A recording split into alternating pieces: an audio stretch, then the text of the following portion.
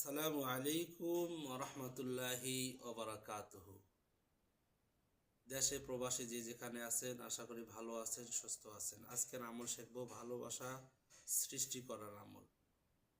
এই আমলটি করলে ভালোবাসার মানুষ অথবা মনের মানুষ সে অস্থির হয়ে আপনার বাসায় এসে হাজির হবেন, তবে হারাম কাজের জন্য না। এইটি আমল শুধু যাদের জন্য স্বামী স্ত্রী ভাই বোন আত্মীয় স্বজন এদের জন্য এই আমলটি করতে হবে।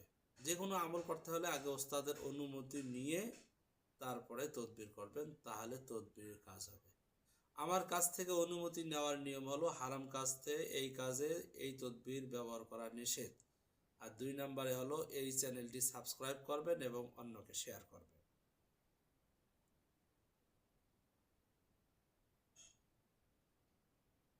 এই তদবিরটি করার নিয়ম হলো 4টি পেরাক তার কাটা নিয়ে সূরা ইয়াসিন পড়বেন, ভালো করে সহি করে পড়বেন।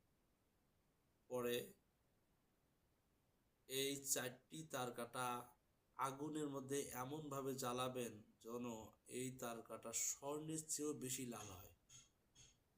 হওয়ার পরে এই এই তার কাটা নিয়ে গিয়ে নদীতে নিক্ষেপ করবেন অথবা নদীর মধ্যে গেড়ে দেবেন। তাহলে ওই ব্যক্তি পাগল হইয়া আপনার বাসায় এসে হাজির হবে। আল্লাহ তাআলা সকলকে হারাম কাজ থেকে বেঁচে থাকার তৌফিক দান করুন।